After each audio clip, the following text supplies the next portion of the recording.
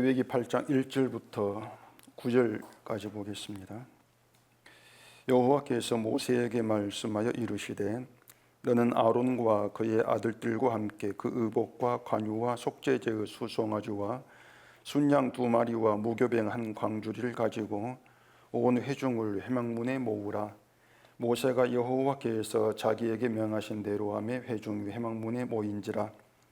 모세가 회중에게 이르되 여호와께서 행하라고 명령하신 것이 이러하니라 하고 모세가 아론과 그의 아들들을 데려다가 물로 그들을 씻기고 아론에게 속옷을 입히며 띠를 띄우고 겉옷을 입히며 에봇을 걸쳐 입히고 에봇에 장식띠를 띄워서 에봇을 몸에 메고 흉패를 붙이고 흉패에 우림과 둠밈을 놓고 그의 머리에 관을 씌우고 그 관 위 전면에 금패를 붙이니 곧 거룩한 관이라 여호와께서 모세에게 명령하신 것과 같았더라.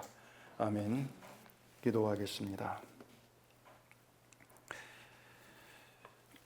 하늘에서 주어진 것들은 이 땅에서 우리가 모방할 수 없는 것들입니다. 믿음도 거기에 포함되고 있습니다. 하나님께서 허락하신 그 믿음은 우리가 모방하지도 못하고 흉내를 낼 수도 없습니다. 그 믿음이 어떠한 것인가를 알게 하시고 그 믿음을 따라가는 것이 이 땅에서 어떠한 삶의 모습으로 나오는가를 알게 하셔서 성도된 그 길로 이끌려가는 저희가 되게 해주시옵소서. 예수님 이름으로 기도합니다. 아멘. 이 세상에서 그 명품이라고 하는 것들에게는 그 진품이 있고 또 가품이라는 게 있습니다. 가짜 제품이라는 것이죠.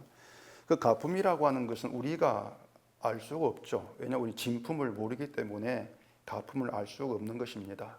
이 가품이라고 하는 것은 진품이 있을 때 비교가 되는 것이고 또 진품을 아는 사람이 가품을 구별해야 되는 것이죠.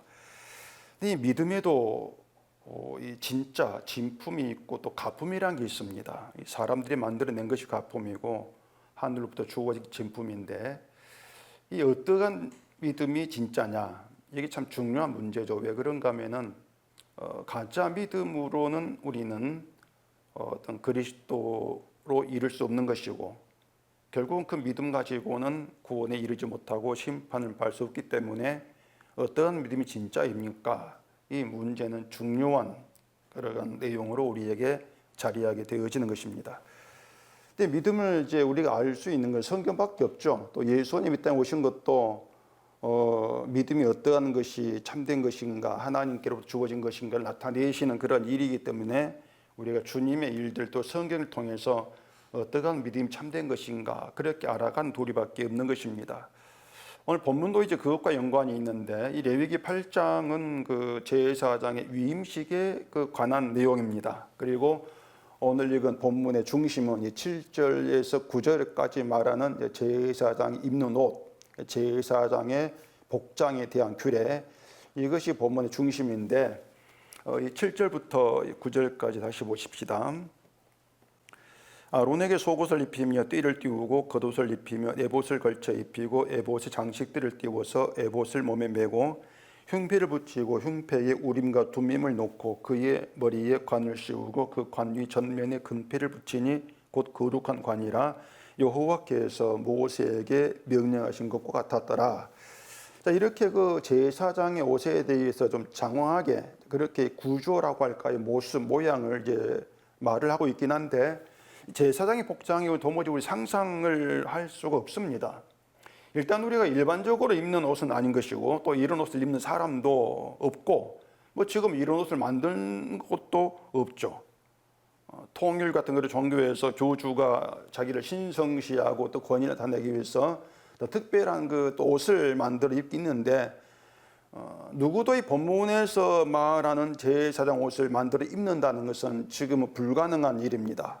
왜 그런가 하면은 옷 모양에 대한 그 설명을 우리가 오늘 이제 성경 문자로 보긴 하는데 직접 눈으로 본 적이 없단 말입니다. 때문에 성경이 아무리 그 제사장 옷을 설명을 한다 할지라도 복제를 못해요. 복제할 수 없는 옷이고 무엇보다도 그 흉패라는 것이나 또 흉패 안에 넣는 우림, 둠밈 이러한 모양을 우리는 알 수가 없는 겁니다. 그리고 또 머리에 이제 쓰는 관 모양도 그렇고 관에 붙이는 금패 모양도 우리는 알 수가 없는 것이에요. 여러분 인터넷에 검색을 하면은 그 제사장 복장, 옷, 그림을 이제 찾아볼 수가 있는데 그것도 결국에는 그 성경 근거해 가지고 상상입니다. 상상을 해 가지고 그린 것이지 본문에서 말한 실제 옷은 아닌 것이죠. 이 제사장 옷은 제사장이 제사할 때, 그럴 때 입었기 때문에 제사 제도가 유지되는 그러한 동안에는 이 옷이 존재했다. 이렇게 얘기할 수가 있습니다. 그러다가 로마에 의해서 예루살렘 성전이 파괴되면서 제사 제도가 중단되었을 때에 그때 제사장 옷도 사라진 것이 아닌가 이렇게 우리가 이제 생각해 볼 수가 있는 것이죠. 자, 그러면은 그렇게 지금의 이 땅에 지금 이 시대에서 사라지고 없는 제사장 복장 옷 여기에 대해서 우리가 뭐 굳이 알아야 될 필요가 있는가 그런 생각도 해볼 수가 있는데 정말 알아야 될 중요한 이야기가 있습니다. 미리 말씀을 드리면은 예수님이 제사장으로 오셨다. 이런 점에서 이 제사장 옷은 예수님과 연결된다는 거 이걸 미리 좀 말씀을 드리고 생각을 해보겠습니다. 좀 복잡할 수가 있는데 또 보면 재밌어요. 레위기가 재미있다 생각 들으시기 바랍니다. 자, 그러면은 1절부터 보시면은 하나님께서 모세에게 말씀을 합니다. 아론과 그의 아들들과 함께 의복과 관유와 속죄제 수송아지와 순양 2마리와 한 광부지를 가지고 온 회중을 회막문에 모으라 이렇게 말씀을 했죠. 여기 이제 관유와 속죄제 제물이 위임식에 필요한 그러한 이제 물질들입니다. 제물들이에요. 그런데 온 회중을 회막문에 모으라고 하시는데 출애굽한 이스라엘 백성만 장자만 60만 가량이다 이렇게 성경서 말하지 않습니까? 그럼 여자 아이들 노인 다 이제 포함하면은 대략 200만에서 300만쯤 된다 이게 학자들이 이제 얘기해요. 그러니까 그게 뭐 정확한 수를 몰라도 그 많은 수죠. 그 많은 수를 회막문 앞에 모은다는 것은 불가능한 일이라고 일단 그렇게 볼 수가 있습니다. 그렇게 봤을 때 온 회중을 모으란 얘기는 그 백성들 전부 그 많은 전부를 다 모으라 이 뜻이 아니고 12자손들을 대표하는 그 자손들마다 그 장로들이 있단 말입니다. 그 장로들을 모으라고 의미하는 게 아닌가 이렇게 볼 수가 있는 거예요. 뭐 이건 그렇게 중요한 문제가 아닌데 그냥 참고해서 생각하시면 될 겁니다. 어쨌든 모세가 여호와께서 이제 명령한 대로 회중을 모았습니다. 회중이 회막문 앞에 모였단 말입니다. 그렇게 모은 회중들에게 한 말이 5절입니다. 5절 보십시다. 모세가 회중에게 이르되 여호와께서 행하라고 명령하신 것이 이러하니라 하고 거기에 행하라고 명령하셨다 이렇게 말하죠. 누구에게 행하라고 명령했습니까? 회막문에 모인 회중들에게 행하라 그런 명령을 말씀했단 말입니다. 그 모인 사람들이 그 지파 대표인 장로들이든 백성들인지 간에 하나님께 이걸 행해라 명령했다 그 뜻이고 그 명령이 이러이러하다 하면서 얘기한 것이 모세가 주체가 되어 가지고 행하는 제사장 위임식이라고 하는 것이에요. 자, 그러면은 위임식은 백성들이 하는 일이 아닙니다. 백성들이 하는 일이 아니고 모세가 주체가 되어 가지고 하는 일이 위임식이란 말입니다. 그렇다면은 행하라고 명령했다는데 그럼 백성들이 할 일이 있어야 되는데 할 일이 뭐냐 말입니다. 도대체 행하라고 명령한 게 뭐냐 이런 문제가 이렇게 된단 말이에요. 이스라엘 온 회중에게 여호와의 명령이 이러하다 이렇게 말을 했으면은 그 백성이 해야 될 일들을 이제 하나하나 명령으로 말을 하는 게 맞는데 이게 없다는 얘기죠. 결국에는 제사장 위임식을 하는데 백성들은 그냥 그걸 보고 가만히 있을 입장이란 말이에요. 그냥 구경하는 거예요. 백성들은 그냥 본단 말입니다. 하는 일 없이 가만히 있어가지고 지켜보는 그런 입장에 있다는 얘기예요. 근데 그런 백성들을 향해서 하나님이 행하라 명령했다 이렇게 말씀한다고 하는 것이 일단 이것부터 납득이 안 된다는 얘기입니다. 그래 여기에서 필요한 게 뭐냐면은 행하라고 준 명령이라는 거. 그 명령을 주시고 행하라고 하는 그 의미. 여기에 대한 다른 의미의 이해가 우리가 굉장히 필요해요. 우린 그 보통 행하라고 주신 명령 이렇게 얘기를 하면은 하나님께서 말씀 명령대로 이거대 이렇게 명령대로 내가 직접 행동 실천하는 것을 행하는 것 이렇게 우리가 보지 않습니까? 그 교회가 행한 명령을 그렇게 가르쳐 왔고 또 사람들이 그렇게들 이해하고 있단 말입니다. 신앙생활 한다는 것도 그런 의미에서 생각을 하고 있죠.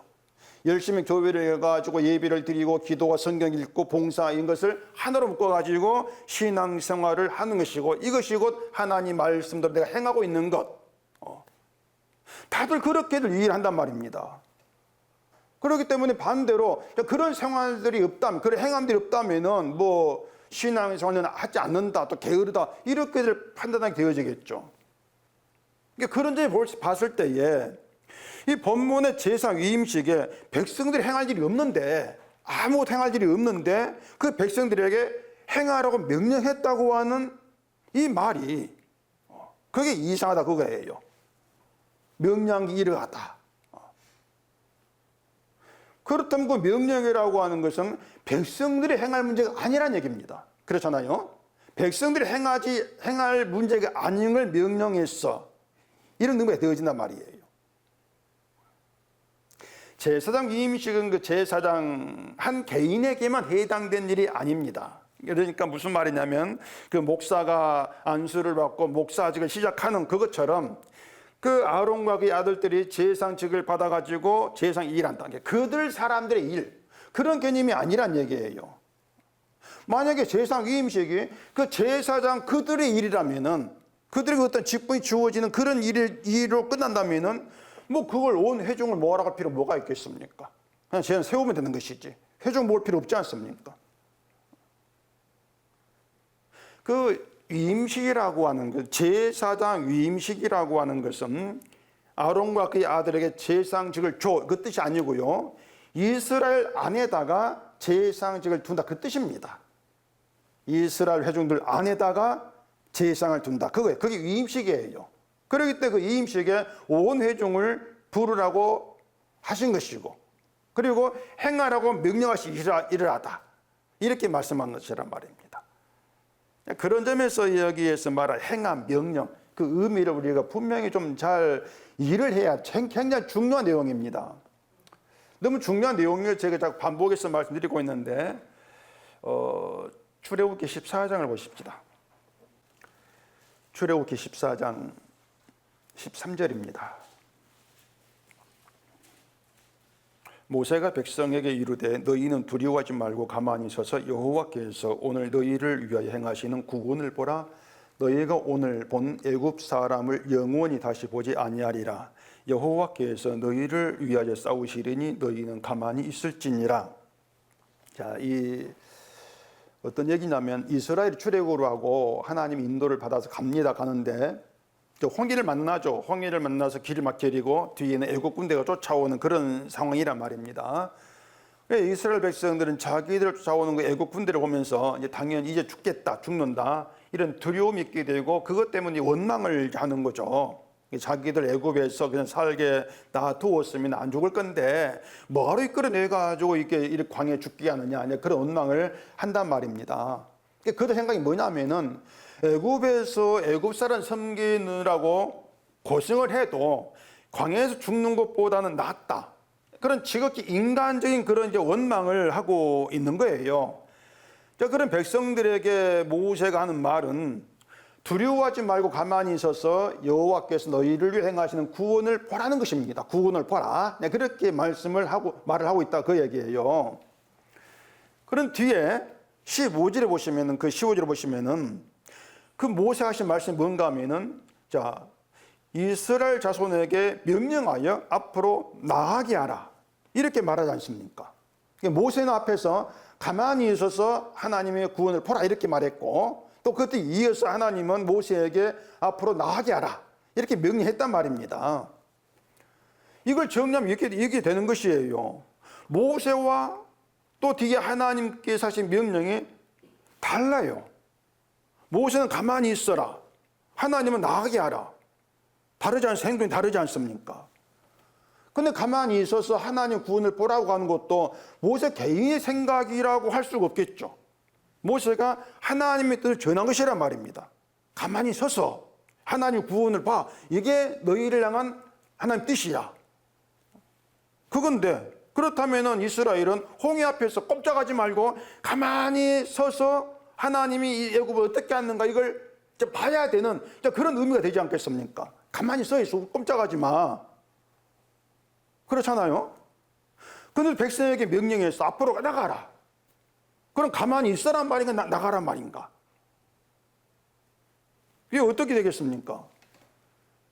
가만히 서서 이 말씀도 있고 앞으로 나가라 이 말씀도 있단 말이에요. 그럼 어떤 말을 우리에게 명령을 따라야 되는가? 행동이 다른데 어떻게 하라는 것인가?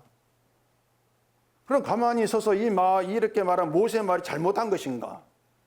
복잡해집니다. 복잡하지 않는데, 전혀 복잡하지 않은 내용인데 사람들이 이것을 자기의 그 어떤 의식 구조를 가지고 보기 때문에 아니 설악회는 또 가라 그래? 앞뒤가 다르잖아. 무슨 말 따라야 돼? 복잡해지는 거예요. 전혀 다른 말이 아닌데. 자, 다시 또 사무엘상 12장을 보십시다. 사무엘상 12장 16절입니다.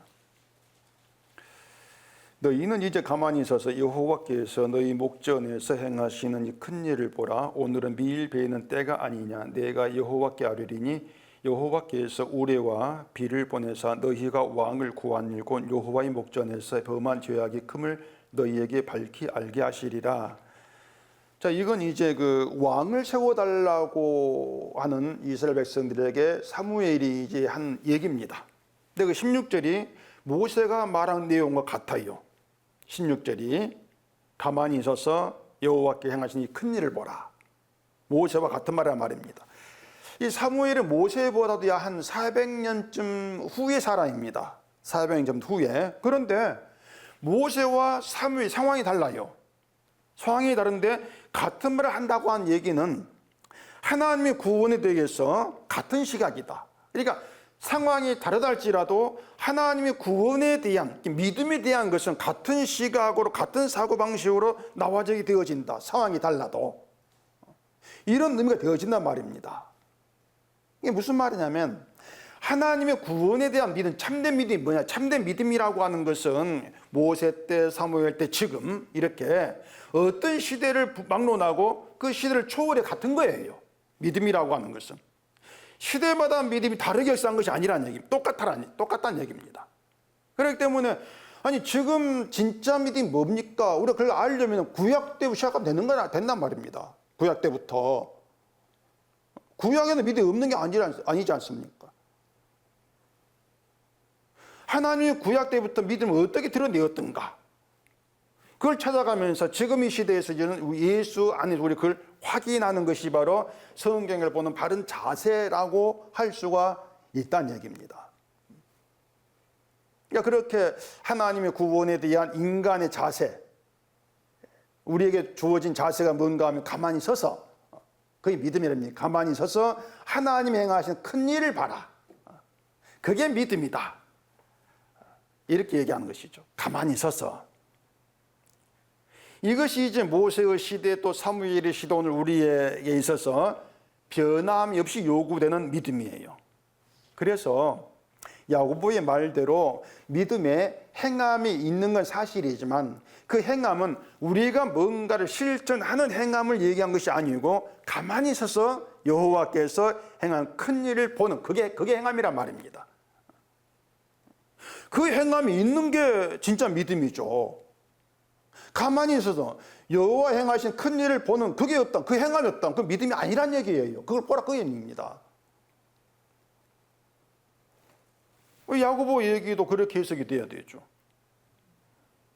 그렇게 되면은 믿음의 의미가 지금의 교회가 얘기하고 사람들이 알고 있는 것과는 전혀 달라요. 완전히 다른 모습으로 이제 드러나는 그런 결과가 된단 말입니다.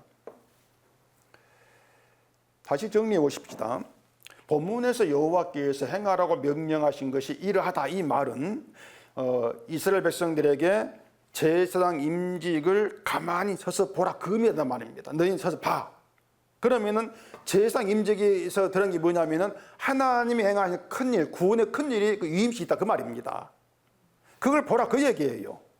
그것이 백성들이 할 일이고 하나님의 좀 명령을 행하는 것이다.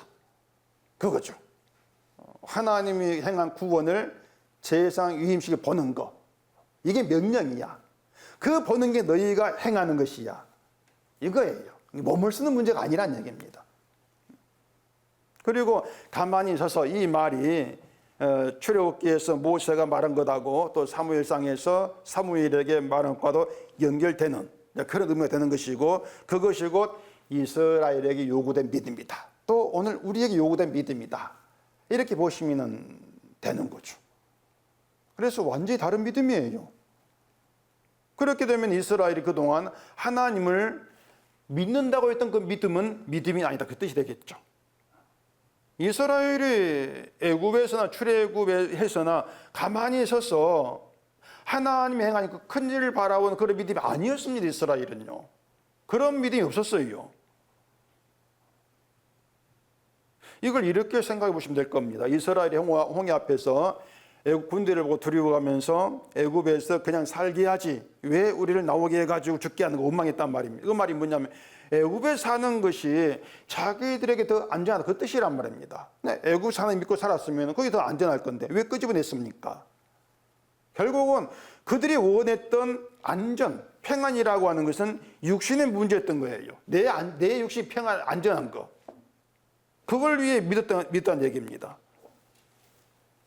그래서 그들은 하나님의 인도를 받으면서 하나님이 우리를 인도하는 게 애굽보다 더 안전하고 평안한 그런 곳 인도하겠지, 이렇게 바랬죠. 그게 그들 믿음이었고, 그리고 이것이 지금 하나님을 믿는 사람들의 믿음이기도 합니다. 그러니까 하나님의 믿음, 하나님이 나를 인도하시는 그 믿음을 자꾸 나를 평안하고 안전한 곳으로 집어넣어주는 그런 인도로 믿는다는 얘기예요. 그러니까 그게 믿음이 아니란 것입니다. 그것이. 그 기독교인들이 뭘 속에다 품고 하나님을 얘기하는가? 속에 무엇을 품고 하나님 함께 하신 인도를 얘기하는가?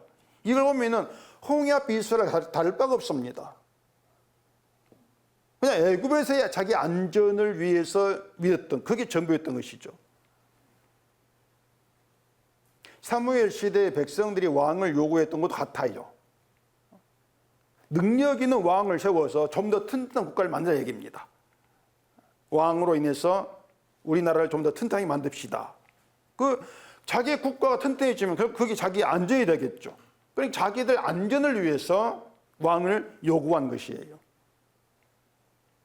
이런 믿음에 대해서 모세 때나 사무엘 때 비나임 인간적인 이런 믿음에 대해서 하나님은 모세를 세워서 이스라엘 백성을 책망하신 것이고, 또 사무엘을 세워서 책망을 하신 것이란 말입니다. 너희는 그 믿음이 아니다, 이렇게. 그 믿음이 아니라고 하는 것이 가만히 서서 하나님이 행하신 구원을 보라, 이 말로 드러나는 거예요. 그건 인간이 못하는 거죠. 가만히 서 있다는 것을 견디지를 못합니다. 아니, 가만히 서가지고 보라고 내가 한 것도 없이 그게 믿음이야? 이해를 못해요. 근데 믿음은 세상 사람이 설명해 준다고 알 수 있는 문제가 아닙니다. 성령으로 인해서만 알게 되는 게 진짜 믿음인 것이지. 그래서 우리가 그런 믿음을 내가 인정을 하게 되고, 그런 믿음이 속에 나에게 자리하게 된 것을 감사하게 되어진다. 그러한 내용 통해서 신비한 성령, 기적, 이렇게 우리가 볼 수밖에 없다는 얘기예요. 내가 이건 내 믿음이 아니구나, 그렇게 알아가는 거죠.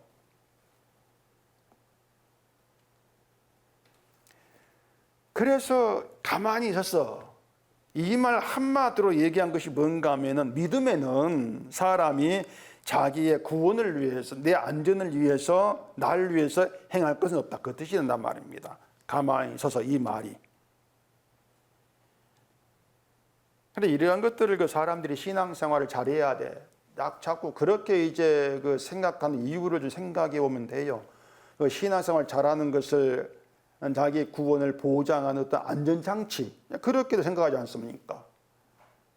기도하건 성경 보든지 간에 그런 것도 하나하나 해서 내가 이렇게 하면 하나님 기뻐하시겠지. 하나님 기뻐한다는 것을 자기 안전장치로 보는 거예요. 기뻐하는 게 구원받겠지, 이렇게 얘기한단 말입니다. 그래서 가만히 서서 이 말은 나의 행함이 내 안전함이 된다, 이런 생각을 버리라. 이런 믿음, 그런 믿음 없어. 그런 구원도 없어. 이런 의미가 되는 것이에요. 그러니까 가만히 있어 이 말이 교회도 나가지 말고 기도하지 말고 성경 읽지 마. 이런 의미가 아니란 말입니다. 다시 말해서 두려움이 없는 진짜 안전함의 세계를 이루는 것은 인간의 신앙적 행함으로 되는 것이 아니라 하나님의 행함으로 된다. 그걸 보란 얘기죠. 그런데 그 안전함이라고 하는 것이 우리가 인간이 원하는 것과는 다르다는 얘기예요. 육신을 위해서도 아니고 내 구원을 위한 안전도 아니란 얘기입니다. 그러니까 사람들이 구원에 대한 불안감을 떨치고 싶어 하죠. 자기 안전을 위해서 천국에 들어간다. 그런 자기 안전빵 이런 식으로 말입니다. 그런 눈에 보이는 행함을 자꾸 치우칠 수밖에 없다는 얘기입니다. 행해야 된다 이렇게 얘기하면서. 이런 사고방식의 인간 이스라엘에게 하나님은 가만히 서서 가만히 있으라 이런 말을 하고 계신다는 얘기입니다. 자, 그러면 다시 본문 돌아가서 제4장 복장을 이제 생각해 보십시다. 자, 이스라엘은 그 위임식에서 제4장 옷을 입은 그 제사를 바라보는 그런 입장에 있다. 이 점을 이제 생각을 해야 됩니다. 그리고 제사장이 입는 옷을 보면은 여러 가지 것을 이제 옷에 걸치게 되어 있습니다. 속옷 시작해 가지고 머리에서는 금패, 또 금패에 붙은 관, 거기까지 제가 세 보니까 9가지예요. 그 7절에부터 보면은 속옷, 띠, 겉옷, 에봇, 에봇의 장식띠, 흉패, 우림, 둠밈, 관, 금패. 이렇게 9가지를 이제 제사장이 걸치게 되어 있습니다. 오늘 본문에서는 그 제사장 옷을 간단하게 얘기하고 있는데 출애굽기 28장에 보면은 좀 자세하게 얘기를 합니다. 속옷은 반포, 에봇은 금실과 청색, 자색, 홍색 실과 가늘고 배실로 정결하게 만들고 또 이스라엘 두 아들의 이름을 새긴 호마 보석 2개 어깨에 걸치고 또 판결 흉패에는 12아들의 이름이 새긴데 그 보석에 새기는 것이고 그리고 흉패에 또 뭘 붙이고 또 금고리를 달고 굉장히 복잡하게 세밀하게 돼 있어요. 출애굽기 28장에 오시면은 에봇 받침 겉옷은 또 청색으로 하라. 색깔도 있고 머리에 쓰는 관에 붙인 금패에는 글자가 있습니다. 여호와께 성결 이 글이 있습니다. 그걸 써서 그 패를 머리에 쓰는 관에 붙이라 이렇게 말합니다. 그래서 이것이 의미를 이제 하나하나 생각하면 복잡해질 수밖에 없는 것이고 중요한 것만 말씀드리겠습니다. 제사장의 가슴에 붙인 흉패가 있습니다. 흉패가 있는데 그 흉패에 12보석이 있습니다. 본문에 안 나오는데 출애굽기에 나와요. 12보석이 있는데 그 12보석에는 이스라엘, 야곱의 12아들 이름이 새겨집니다. 자, 보석은 빛을 이제 발산하죠. 귀한 것이고 빛을 발산합니다. 그렇다면은 이스라엘의 12자손들 하나하나가 12아들들이 빛을 발산하는 귀한 존재, 보석 같은 존재 이런 뜻이 되겠죠. 그렇죠? 일단 그렇게 아시고 그리고 머리에 쓰는 관에는 여호와께 성결 이런 글이 쓰였다고 그랬습니다. 여호와께 성결이라고 하는 것은 여호와께 대해서 깨끗하고 거룩한 존재 그런 뜻이란 얘기입니다. 이스라엘이 여호와께 대해서 거룩하고 깨끗한 성결한 존재다. 그런 점에서 이스라엘은 12아들은 보석 같은 빛을 발산한 그런 존재야. 이런 그 의미로 그 옷에 달고 있다는 얘기예요. 지금이 설명드리는 옷의 의미는요, 이스라엘에게만 해당된 문제가 아니라 지금 우리에게 해당합니다. 여호와께 성결, 보석과 존재, 다 오늘 지금의 성도됨을 얘기하고 있는 것이에요. 그러니까 성도라는 것 자체가 그렇지 않습니다. 성도라는 것 자체가 여호와께 대해서 거룩한 자, 깨끗한 자, 그게 성도예요. 그런 성도 연결 내용이죠. 자, 그러면은 질문을 하나 해야 됩니다. 제사장 머리에 여호와께 성결 이런 글이 있는데 여호와께 대해 성결하다고 하는 것은 그 제사장만, 그 옷을 입고 온 제사장만 해당되는 것이 아니고 이스라엘에 대한 성결이라 그 뜻이에요. 이스라엘에 대한 말입니다. 그러니까 제사장만 성결해 그런 의미가 아니고 이스라엘 여호와께 성결한 존재가 된다는 얘기입니다. 여호와께 대해서. 만약에 성결하지 않으면 그건 이방인이에요. 그러니까 이방인과 하나님 백성 어떻게 구별하는가? 거룩한 자와 거룩하지 아니한 자, 이렇게 구별한단 말입니다. 행위가 아니에요. 행위는 똑같아요. 똑같이 더러워요. 하나님 백성이나 이방인 똑같이 더러운 행위란 말입니다. 근데 그들을 구별하는 것은 누가 거룩하냐, 누가 거룩하지 않느냐, 이 기준이란 말입니다. 근데 이스라엘 인간이고 그 더러운 자다, 악한 자다, 거룩하지 않는단 말이죠. 근데 어떻게 해가지고 거룩한 자가 됐냐, 바로 그 얘기예요. 성결하지 않는 자인데 어떻게 여호와께 성결한 존재가 되어지냐는 얘기입니다. 근데 인간은, 이스라엘 포함해서 인간은 자기 힘으로 성결한 존재가 되지를 못합니다. 그럴 가능성이 없어요. 이것이 우리 자신에게 던져야 될 질문이란 말입니다. 그러니까 뭐 이것저것 따질 필요가 없이요, 이스라엘은 스스로 자기를 성결하게 하지를 못한다. 그건 우리도 마찬가지다. 아론과 그의 자손들이 뭐 제사장 옷을 입었다 해가지고 자동적으로 성결하게 되고 그런 게 아니에요. 제사장 옷은 그런 기능이 없단 말입니다. 자, 아론과 그 아들들 제사장들도 심판을 받아야 될 죄된 존재입니다. 똑같은 인간이란 말입니다. 회중 앞에 뭐 이스라엘 똑같은 죄된 인간들이란 말이에요. 그래서 그 옷을, 제사장 옷을 입었을 때에 그 옷이 의미한다가 무엇인가를 해석을 할 수 있어야 됩니다. 이게 이런 뜻이 된다, 이런 뜻이 됩니다. 성결하지 않은 죄된 이스라엘을 여호와께서 성결하게 해서 보석처럼 빛나는 백성이 되게 하신다. 이게 하나님의 구원이에요. 이걸 보라, 그것이에요.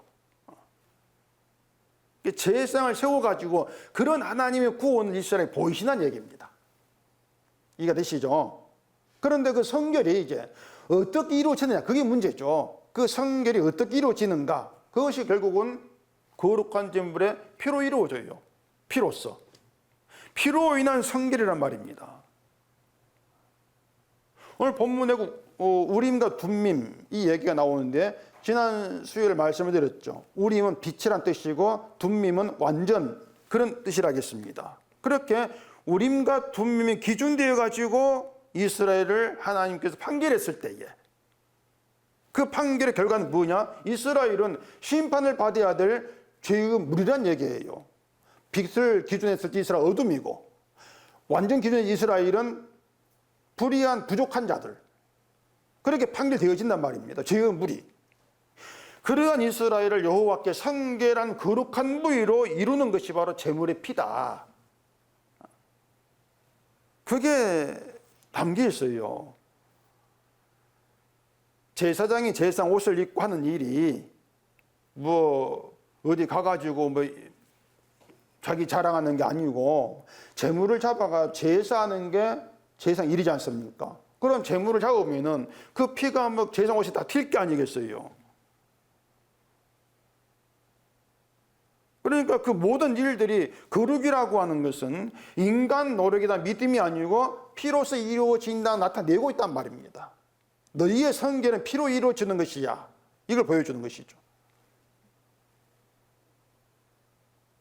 죄만 나오는 인간, 말 그대로 구원되고 천국 갈 어떤 가치가 없는 자를 피로써 죄를 다 덮고 용서하시고, 하나님은 그 덮으신 죄를 보지 않으시고 죄 없다 이렇게 하시면서 피로 이루어진 거룩함을 보시고 너희를 성결한 원자로 인정하신다.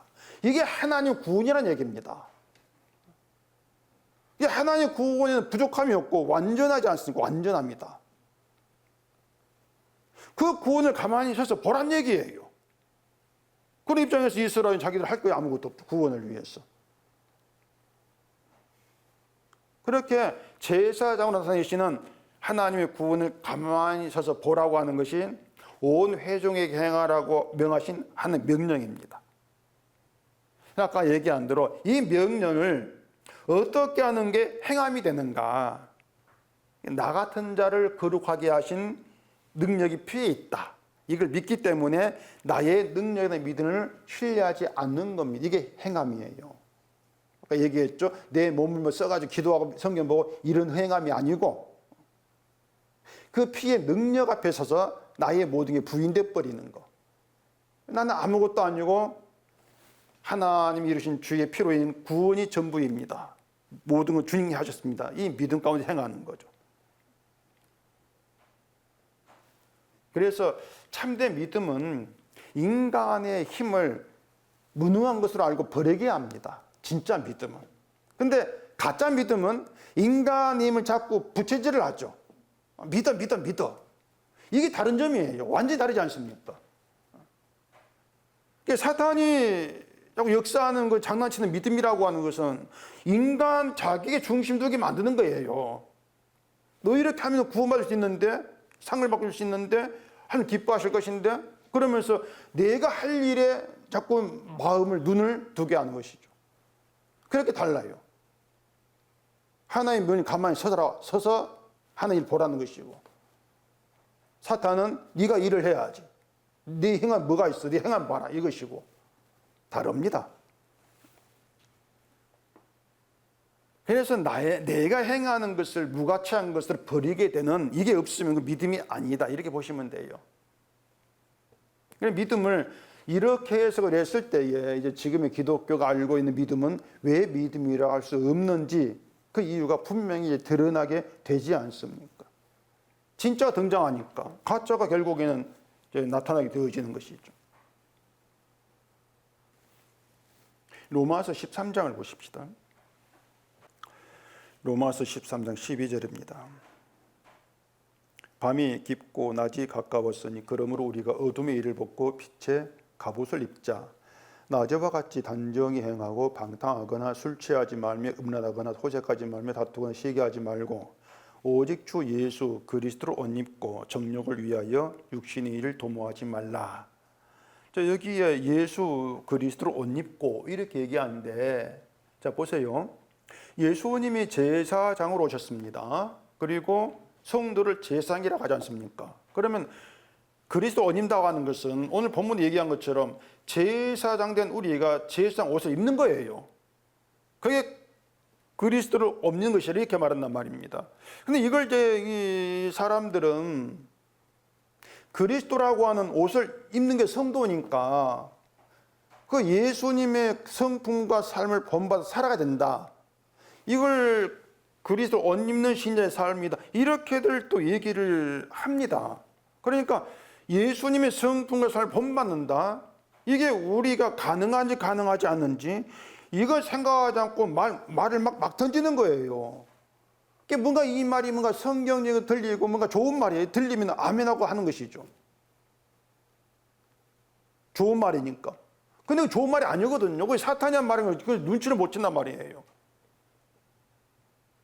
인간이 아니 어떻게 해가지고 예수님의 성품과 삶을 본받을 수 있겠습니까? 누구도 그렇게 본받지를 못해요. 그건 인간의 불가능이란 말입니다. 늘 우리는 내 영광을 위해 살고 있는데 예수님은 자기 영광을 위해 살지 않고 십자가 죽었지 않습니까? 그런데 내 영광을 산 우리가 어떻게 본받습니까? 그래 사람들은 예수님의 성품과 삶을 본받는 것을 뭔가 겨우 착한 일 하는 것으로 생각을 해요. 예수님이니까 뭐 윤리 도덕 착하게 살았겠지 그러면서 착하게 사는 것을 예수를 본받는 빛의 삶이야 이렇게 얘기하는데, 근데 그 모든 것들이 자꾸 그런 말들이 뭔가 하면은 정욕을 위해 도모하는 육신이란 말입니다. 착하게 살아라 육신일이지 않습니까? 자꾸 내 신앙을 위해서 나의 신자됨을 위해서 그렇게 해서 구원받으려고 그런 발상들이 자꾸 하게 되어지는 것이에요. 자, 거기 로마서 거기에 그 낮에와 같이 단정해야 하고 이렇게 얘기합니다. 단정해야 하고 단정히 행한다고 하는 것은 또 우리 사고방식으로 뭐 또 뭐 옷을 또 단정히 입고 머리 잘 빗고 이런 또 의미 절대 아닙니다. 그런 말만 다 답답해지는데 이 성경을 자꾸 우리 사고로 이해하면 안 돼요. 의미가 좀 달라버리니까. 자, 낮에는 빛이 있습니다. 빛이 있어요. 그러면 우리가 그 낮, 빛에 의해서 판결을 받으면 어떻게 되겠습니까? 본래 인간은 어둠이에요. 근데 어둠이 낮에 있습니다. 그래 어떻게 판결받습니까? 넌 어둠이다 이렇게 판결된단 말입니다. 넌 어둠이야. 우림과 분명히 말하는 것처럼 저주받은 존재, 넌 어둠의 존재. 그렇게 판결받는데 그 어둠이, 그런 내가 저주받은 존재가 빛에 있다고 하는 것입니다. 낮에 있어. 어둠인데. 너희는 빛이다. 이게 성도란 얘기예요. 이것이. 자, 말씀드린 건 성도도 본래 어둠에 속한 자입니다. 성도라고 하는 것도. 이러한 성도는 어둠에 속한 나를 빛에 있게 하고 거룩한 존재로 만드신 것이 주의 피다. 이걸 아는 게 성도죠. 내가 어둠인데 일어날 빛이 있게 했어. 그런데 빛이 있다는 것은 어두워 빛이 있는 것이 아니고 거룩한 존재가 되어서 빛이 있다는 얘기입니다. 그럼 나를 거룩하게 만든 게 뭐지? 주의 피야. 이걸 아는 게 성도란 얘기예요. 그래서 나를 거룩하게 위한 의는 주로부터 왔어. 내가 한 것이 아니라 주로부터 왔어. 이걸 알고 감사하는 거죠. 주의 의에 감사하는 거죠. 바로 이것이 어둠을 벗고 빛의 갑옷을 입은 자의 단정에 행한 것입니다. 그게 단정함이에요. 내 것. 내가 이렇게 합니다. 이게 내 의입니다. 이게 다 빠져버리고 모든 은 주로부터 왔습니다. 그 주로부터 온 것만 감사하는 게 그게 신부죠. 그 신부의 단정함이에요. 그것이 성도의 신부니까 그게 단정에 행하는 것이란 말이에요. 거기에 술 취하고 음란하고 호색하고 다투고 시기하는 것은 그게 뭔가 하면은 막 술 먹고 취하고 뭐든 뭐 호색하고 뭐 음란하고 뭐 여자 사귀고 그런 것들이 이게 안 가죠. 그 모두가 다 말한 것이 하나로 보면은 육신의 일입니다. 그 모든 것이 육신의 일이에요. 한마디로 말해서 자기 욕심을 위해 행하는 육신이 있지 않는 것.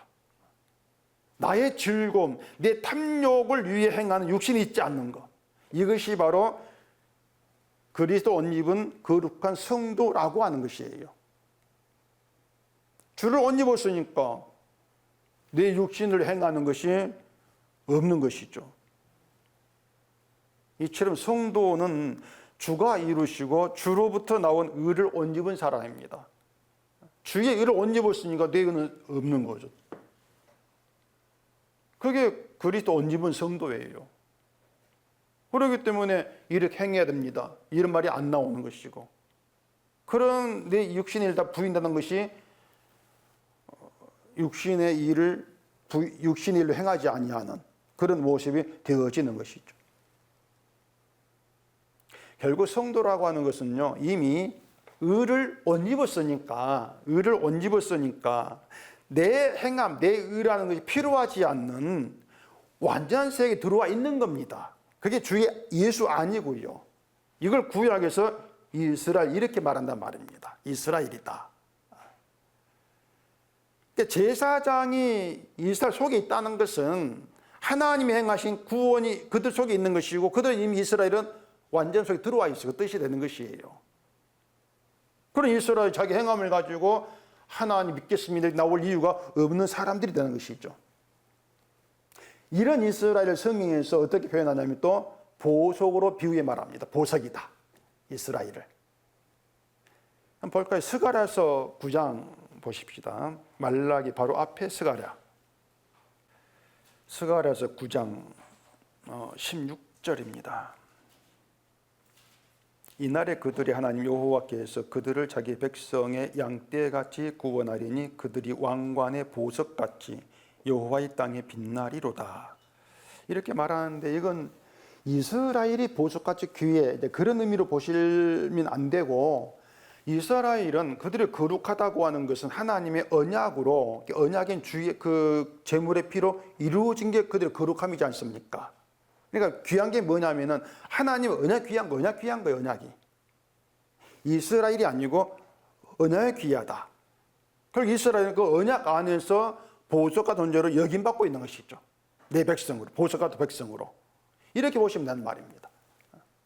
하나님이 자기 백성 구원해 놓고 너희는 보석같이 땅에서 빛난다. 이렇게 말하는 것입니다. 근데 이 보석까지 비난하는 것도 또 오해하면 안 돼요. 이걸 설명할 수밖에 없습니다. 자꾸 오해를 하니까 사람들이. 자, 거기에 어떻게 말하냐면은 세상에서 빛나는 게 아니고요. 어딥니까? 여호와의 땅에서 빛나 이렇게 말합니다. 여호와의 땅. 세상이 아니고. 여호와의 땅이 뭔가 하면 약속 땅이에요. 그게 여호와의 땅이란 말입니다. 그 약속의 땅에서 하나님의 약속으로 구원된 그 구원이 증거로 자랑되는 것이 보석으로 빛나는 하나님의 백성됨이다. 이렇게 말한단 말입니다. 세상에서 빛을 내려 착한 이라고 이러기 전혀 아니에요. 여호와의 땅에서, 언약 안에서, 지금 말하면 예수 그리스도 안에서 주님만 자랑하는 것, 주의 이름 높이는 이것이 바로 보석으로 빛나는 것이다. 근데 그 빛은 세상에 안 알아줘요. 알 수가 없죠, 당연히. 단지 예수 안에 그냥 빛나고 있을 뿐이란 말입니다. 누가 알아주냐 안 하냐 이걸 또 생각 안 하죠. 그냥 빛나고 있을 뿐이에요. 이게 성도예요. 그래서 성도로 사는 날이 참 싱거워요. 어떻게 보면 싱겁고 재미도 없어요. 누가 안 알아주니까. 근데 그런 성도로 하나님 나라에 들어간다는 얘기죠. 그게 완전한 구원이고. 그러니까 성도는 예수 안에서 빛이기 때문에 나를 빛내려고 할 필요가 없다는 얘기입니다. 이 빛이기 때문에 예수 안에서. 그러니까 이런 점들을 좀 잘 이해를 해야 되죠. 내가 나를 빛낼 이유가 없어. 빛낼 필요가 없어. 그 계시록에도 그런 말이 있는데 요한계시록 21장입니다. 오늘 그 인용한 성경 구절은 어떻게 보면 다 복잡한 것들인데 전혀 복잡하지가 않아요. 사람들이 자기의 그 사고 방식에 보기 때문에 복잡하게 느껴지는 것인데 전혀 복잡하지도 않고 어렵지도 않습니다. 요한계시록 21장 12절. 크고 높은 성곽이 있고 12문이 있는데 문에 12천사가 있고 그 문들 위에 이름을 썼으니 이스라엘 자손 12지파 이름들이라. 동쪽에 세 문, 북쪽에 세 문, 남쪽에 세 문, 서쪽에 세 문이니 그 성의 성곽에는 12 기초석이 있고 그 위에는 어린 양의 12사도의 12 이름이 있더라. 이렇게 말합니다. 자, 성에 있는데 12문이 있습니다. 12문이 있고 그 문에 12지파 이름이 쓰여 있습니다. 그리고 뭐 동쪽에 세 문, 북쪽에 세 문인데 그 구조가요, 흉표 같아요.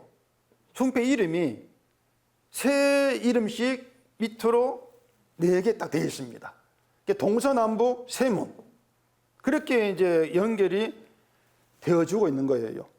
그리고 12성곽의 기초석이 있고 그 기초성에 또 12사도 이름이 있죠. 그 기초성 12보석이 되어 있고. 이런 내용들이 마치 뭐 판타지 소설처럼 이제 생각하기 때문에 이건 이 땅의 문제가 아니고 장차 들어갈 천국 모습이야. 이렇게들 미루는 거예요. 근데 지금 이루어진 그 성도의 세계를 이렇게 얘기하고 있단 말입니다. 12지파의 이름, 12보석, 12문, 흉표와 연관된 것처럼. 자, 그렇다면은 제사장을 통해서 나타내신 하나님의 구원이 완전히 이루어진 세계를 예루살렘 성으로 요한에게 보여주고 있는 거죠. 하나님의 구원은 완전히 이루어졌어. 이걸 보여준단 말입니다. 자, 성에 12문이 있습니다. 문이 있습니다. 문이 있다는 것은 문 안에 이제 세계가 있고 문 밖에 또 세계가 있다. 이렇게 구별되겠죠. 문 안이 있고 문 밖에 있고 그 문 안은 간단합니다. 주의 피로 이루어진 거룩의 세계입니다. 의의 세계. 이게 문 안이에요. 거기 인간 행함 들어있지 않는 그냥 주의 피로 이루어진 거룩의 세계. 천사가 있잖아요. 천사들로 인해 이루어진 세계 이렇게 보신단 말입니다. 인간 행함 없어요. 그렇기 때문에 문 안에 있는 그 성도죠. 문 안에 있는 세계의 사람들은 피로 인해서 의롭게 된 묘하게 성결된 성도들이죠. 이들은 이미 문 안에 의의 세계에 들어와 있어요. 들어와 있기 때문에 막 문 열고 내가 들어가려고 할 필요 없는 사람이지 않습니까? 들어와 있으니까. 그렇잖아요. 내가 문 열고 들어갈 필요 없단 말입니다. 마치 천국을 내가 힘써서 문 열고 들어가겠다. 이게 없는 거예요. 그건 성도가 아니죠. 문 안에 있는 사람들은 단순히 뭔가 하면은 나를 이 거룩한 의로운 세계에 부르신, 있게 하신 주의 은혜를 품고 살아갈 뿐이에요. 그냥 거기에. 뭘 합니까? 물을 이유가 없어요. 하나님께 주신 주의 피로 주신 은혜를 품고 있는가? 이건 필요하단 말입니다.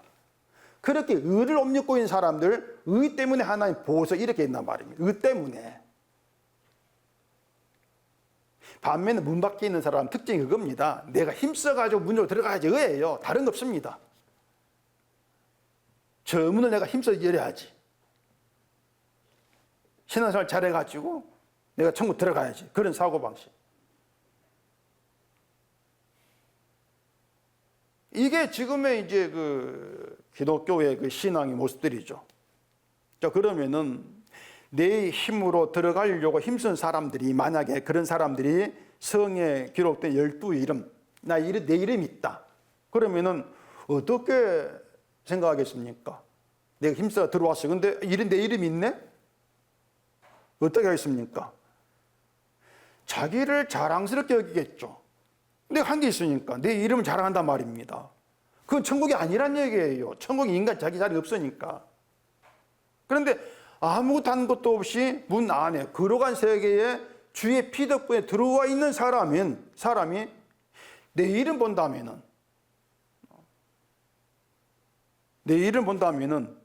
하찮은 내 이름이 어떻게 기록되어 있는가? 자격이 없는 기록되어 있다. 거기에서 주님이 피로 이런 주의 공로를 보죠. 그럼 그게 감사하지 않겠습니까? 아니, 내일 어떻게 여기 있습니까? 있을 수가 없는데, 이 모든 게 주의 피 덕분입니다. 주님이 이루셨습니다. 그런 자랑이 나와요. 그게 성도되면, 그게 성도 행함이란 얘기입니다. 그런 성도에게는 자기 자랑이 없겠죠, 당연히. 그래, 그런 성도로 만난 교회는 내 자랑이라는 게 나올 수가 없어요. 이게 교회됨이란 얘기죠. 그게 행함인 것이고. 그러니까 행함이 있다는 그 증거가 뭔가 하면은 자기 자랑이 없다. 비교도 없다. 모두가 죄인 가운데에서 주의 의로 이룬 지피면 자랑할 뿐이다. 이게 성도의 행함으로 만난 교회예요.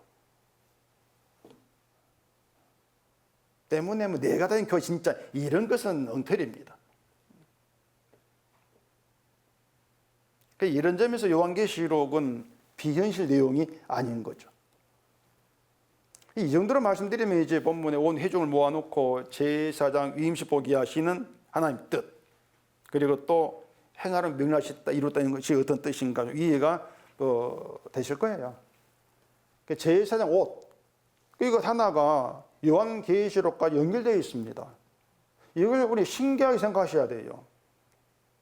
이것이 하나님의 말씀이다, 성경이다. 이걸 생각하면 성경이라고 하는 우리가 함부로 섣불리 우리 생각대로 다룰 이야기가 아닙니다. 예수님 피 십자가 제쳐두고 우리 정욕을 따라서 육신을 도모하는 사탄의 사고방식으로 성경을 풀어간다면 그건 절대 진리가 될 수가 없는 거죠. 이스라엘의 제사장 옷에 자신들 이스라엘 12자손 이름이 보석에 새겨져 있고 판결 흉패에 우림과 둠밈이 있고 관에 여호와께 성결 이런 글을 생글을 보면서 자신들이 무너져야 돼요. 그게 제사장 위임식 바라보는 이스라엘 입장이 된단 말이에요. 자기들 무너져야 돼요. 자기 이름을 위해서, 자기 의를 위해서 행할 건 아무것도 없다. 그러면서 단지 자기들의 죄를 다 덮고 거룩을 이루어내는 제물의 피, 그 피로 이루어진 하나님의 구원, 오직 그것을 바라봐야 되는 것이죠. 이게 믿음이라는 것이고. 믿음은 간단합니다. 하나님께서 이루신 구원을 보는 것입니다. 주의 피를 바라보는 것이 믿음이란 얘기죠. 그리고 그 구원의 은혜를 속에 품고 살아가는 이게 성도됨이라고 하는 것이고, 이런 성도됨을 위해서 성령이 오셔서 일하시는 거예요. 말씀드린 것처럼 베드로가 성도를 제사장 이렇게 얘기하고, 이런 성도가 그리스도를 옷 입는다 이런 얘기들도 지금까지 말씀드린 제사장이 옷 입는 이런 의미를 생각하면 이해가 되실 겁니다. 그래서 그 흉패에 붙어있는 12 이름은 용서받은 자 이름이 용서받은 자, 그 이름이에요. 그래서 보석이 있단 말입니다. 용서받 의로. 그래 빛난다. 따라서 12 이름은 그 이름이 자랑되어야 될 것이 아니고 그들을 용서한 피를 자랑하는 그런 도구로 부름받은 게 이스라엘이고 그게 지금의 성도 이렇게 설명이 되어진다는 얘기입니다. 때문에 성도는 내 이름을 위해서가 아니고 주의 이름을 자랑해. 이게 바울이었고. 그래서 자꾸 주의 이름을 자랑한다고 했을 때 사람도 이렇게 생각합니다. 그럼 내가 누굴 붙들고 주를 자랑해야 되는가? 이래 또 고민이 되죠. 내가 누구에게 예수님을 자랑해야 될 것인가? 그런데 그렇게 생각하지 마시고요. 자랑의 대상을 나 말고 다른 사람 아니고 나로 생각하셔야 돼요. 나로. 나에게 주님이 자랑돼야 돼. 자랑의 대상은 내가 돼야 한단 말입니다. 왜냐하면 늘 내가 정욕으로 육신의 일을 도모하고 살아간 그런 나지 않습니까? 그런 나를 저주에서 건져주시고 빛된 색 있게 하셨다. 이게 나에게 주를 자랑하는 성일이란 말입니다. 저주에 있는 너를 의로운 자로 거룩한 자로 주 안에 불렀어. 그렇게 나에게 주가 자랑이 돼야 되죠. 그래서 내 속을 의가 없는 그런 자로 주 앞에 나와야 되죠. 이렇게 주님의 의로 이루어진 주 안이 진짜 안전한 세계예요. 주 안이라고 하는 것이. 그게 안전한 세계예요. 왜 그런가 하면은 주 안에서 있게 돼 흔들리지 않는 안전함입니다. 주 안이라고 하는 것이. 불안할 필요가 없는 거예요. 내가 이거밖에 안 됩니다. 왜 그걸 불안합니까? 전혀 불안할 것이 없는 거예요. 그래서 우리는 늘 육신의 일을 도모하고 살아가는 그런 나에게 주를 자랑하는 그런 사람을 살게 하는 게 성령이시고 그 성령으로 인해서 주 안에서의 안전함을 누리게 감사하게 한다. 이런 내용이 본문에서 우리가 생각해 볼 수 있는 결론이 되어지는 것입니다. 그러니까는 여러분 자신에게 주를 자랑하는 주님 의를 자랑하는 그런 성령의 사람으로 살아갈 수 있기를 바랍니다. 기도하겠습니다. 우리 아버지 하나님, 늘 주의 은혜가 감사할 뿐입니다. 주 앞에 나오면은 우리는 저주에 속한 자로 드러날 수밖에 없는 것이고 그런 우리를 거룩하게 하신 주의 의가 우리 안 남게 되어집니다. 그렇게 주의 의를 품은 성도로서 이 땅을 살게 하시고 내가 나에게 주님이 자랑되어지는 그런 자로 살면서 주를 나타내는 저희가 되게 해주시옵소서. 예수님 이름으로 기도합니다. 아멘.